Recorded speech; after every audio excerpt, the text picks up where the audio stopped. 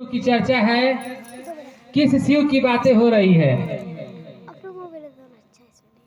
जो घर घर के बाबा हैं, भोले बाबा हैं, वही शिव की बात हो रही है, जिनको खानदान दर खानदान जल चढ़ाते आ रहा है, बेलपत्र चढ़ाते आ रहा है। वही महादेव को गुरु बनाने की बात इस धरती पर लोगों के दिलों में साहब उतारे इस जमीन पे। जिस तरह से भागीरथी का नाम आप लोग सुनी होंगी, स्वयं अपने पूर्वजों को उतारने के लिए इस जमीन पे स्वयं मां गंगा को उतारे थे। उसी तरह से साहब का भी एक ही सपना था। जब साहब का जन्म हुआ था, हॉस्पिटल में नर्स लोग बोली कि विश्वनाथ बाबू का लड़का मरा हुआ पैदा हुआ है। गांव में हल्ला हो गया कि विश्वनाथ बाबू का लड़का मरा हुआ पैदा हुआ है। और 1 घंटा के बाद साहब श्री हरिंद्रानंद हंसने लगे और हंसकर आसमान को निहारने लगे। तब वहां पे खलबली मच गया कि मरा हुआ बच्चा जिंदा कैसे हो गया। दीदी, इस जमीन पे शिव के अवतार में शिव स्वयं आए थे और जिनका नाम है साहब श्री हरिंद्रानंद। आज पूरे विश्व की धरती, आज हम लोग जहां जा रहे हैं, जिस गली में जा रहे हैं, जिस शहर में जा रहे हैं, लोग शिव को गुरु बनाकर ऐसा ऐसा अनुभूत कर रहे हैं कि जो शायद सपनों में नहीं होने वाला था, वो गुरु शिव पूरा कर रहे हैं। अगर हम लोग पीछे जाएं अपने जीवन के इतिहास में, तो आप लोग सुनी होंगी ददीची का नाम, परशुराम का नाम, कीनाराम बाबा का नाम, देवराहवा बाबा के नाम सुनी होंगी, जो पानी को पत्थर बनाकर पानी पर चलने का ज्ञान स्वयं भगवान शिव से लिए थे। जो मच्छंद्रनाथ थे, जो सूर्य के किरण पकड़ के सोना बनाने का ज्ञान किससे लिए थे? शिव से लिए थे। अगस्त ऋषि का नाम आप लोग सुनी होंगी, जो स्वयं समुद्र को चिड़ुआ में उठाकर पी गए थे, मात्र अंडा के लिए, चिड़िया के अंडा के चलते। तो ऐसे ऐसे लोग इस जमीन पे आए और महादेव को गुरु बनाकर महादेव से क्या नहीं लिया, क्या नहीं सीखे लोग। गिरनार पर्वत पर दत्तात्रेय रहते थे और दत्तात्रेय जो 33 कोटि देवता वहां पर सब लोग विराजमान हैं। जो गिरनार के पर्वत है, वह एक सिद्ध जगह है दीदी। जो गिरनार पर्वत पर जाता है, उसका जो भी मंत्र होता है सिद्ध होता है। और वहां गए कीनाराम बाबा, जो साहब के परम मित्र थे कीनाराम बाबा, और वही है दत्तात्रेय, जिनकी मां ब्रह्मा और विष्णु और महेश को गोद में खिलाई थी। प्रण ली थी सत्यनसुईया कि मैं महादेव को, मैं ब्रह्मा को और विष्णु भगवान को बालक के रूप में गोद में खिलाऊंगी। खिलाई कि नहीं खिलाई? सपना संकल्प था, सपना मजबूत था। स्वर्ग लोक से सोचिए, कैलाश से महादेव को ले आकर बालक पानी छिड़क के बना दी। ये शक्ति कहां से आया? जब तक आप संकल्प पर अटल नहीं रहिएगा, कुछ भी नहीं हो सकता। वही सत्यनसुईया के पुत्र हुए दत्तात्रेय, और दत्तात्रेय से शक्ति लिए कीनाराम बाबा, कालू राम।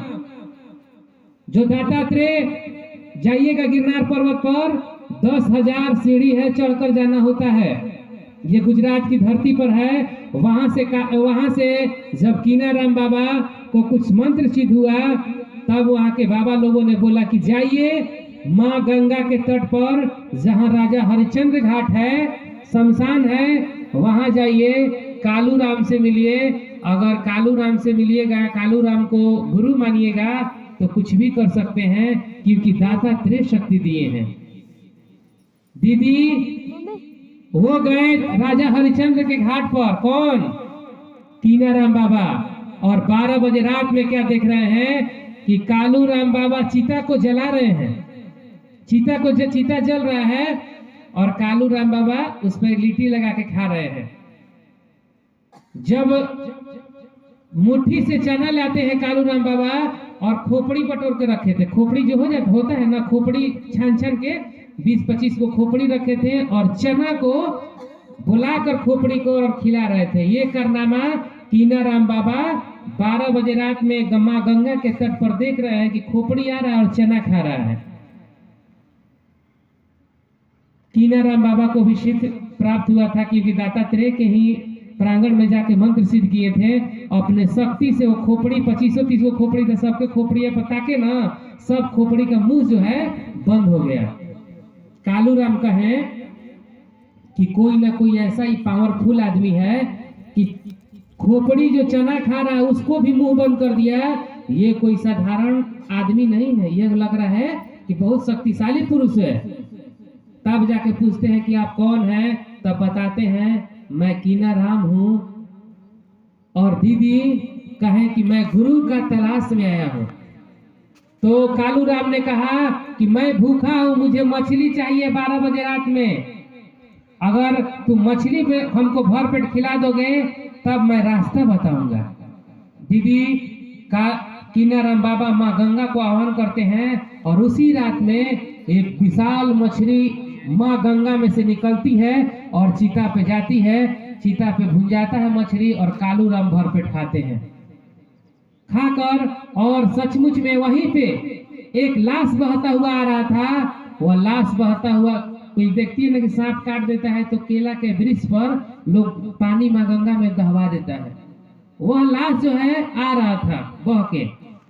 कीनाराम बाबा बोले, ए लाश उठ जाओ और जग जाओ। वह पानी में से मुर्दा लाश को जगा दिए और वो बच्चा को जगा कर बोले कि चल जाओ अपने घर। ये कालूराम कारनामा देखे बोले कि मैं भी वहीं से सिद्ध पीठ करके आया हूँ जो आपने महादेव से लिया है।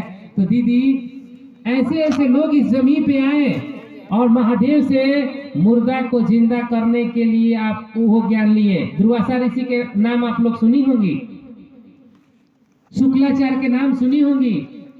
धरती पे जो भी लोग आए सब लोगों ने महादेव के क्लास में पढ़कर महादेव से ही सब कुछ लिया है। तो हम यही कहेंगे कि आप अपने जीवन में महादेव को मानती हैं, जब तक सांस रहेगा अपने जीवन में महादेव से रिश्ता बनाकर रखिए। कुछ भी हो जाएगा लेकिन गुरु ही मोक्ष के दाता है, गुरु ही भक्ति के दाता है, गुरु ही ज्ञान के दाता है। आज शिव नहीं मिलते तो हम और आप यहाँ नहीं आते, लेकिन शिव मिले हैं तो हम लोग आए हैं। जमीन और आसमान सजदा करेगा जब शिव गुरु के राहों पे आप चलिएगा। आज गुरु चला रहे हैं दीदी, साहब कहीं जाने वाले नहीं है। साहब बोल दिए हैं कि जब तक यह जमीन पे शिव गुरु की चर्चा चलेगी, विश्व मनवांतर तक मैं इसी जमीन पे रहूंगा और घर घर में दया बरसाऊंगा और मैं एक एक व्यक्ति के घर में दया बरसाऊंगा। शिव को अपना गुरु बनाकर 3 सूत्र का पालन करिएगा तब न दया होगा। आज बेटा का नौकरी लग रहा है, बेटा का ज्ञान हो रहा है, आज महादेव के दया से घर बन रहा है, ये किसकी दया है? आज इस घर में जब हो रहा है, भैया सोचे होंगे, दीदी सोची होंगी, रहने से पहले अपने गुरु शिव का जग मैं कराऊं। आज हो रहा है कि नहीं हो रहा है? सब जगह सब कोई सोच रहा है कि पहले महादेव को बुलाकर तब हम लोग रहें। दीदी यह ज्ञान कौन दे रहा है? सचमुच में शिव दे रहे हैं। तो चलिए हम लोग दया मांगेंगे, महादेव दया करिए और दूसरा सूत्र में चर्चा करिए और दीदी तीसरा सूत्र में अपने गुरु शिव को प्रणाम करिए। एक आओ चले शिव के ग्रंथ की किताब है, आप लोग अपने घर में वो ग्रंथ रखिए, ग्रंथ पढ़िएगा, डायरेक्ट शिव की ओर जाइएगा, क्योंकि जो शिव गुरु का जो किताब है वो स्वयं महादेव का लिखा हुआ ग्रंथ है। तो चलिए इन्हीं चंद वाणी के साथ मैं सभी भाई बहनों के चरणों में प्रणाम करता हूँ। प्रणाम के स्वीकार करें।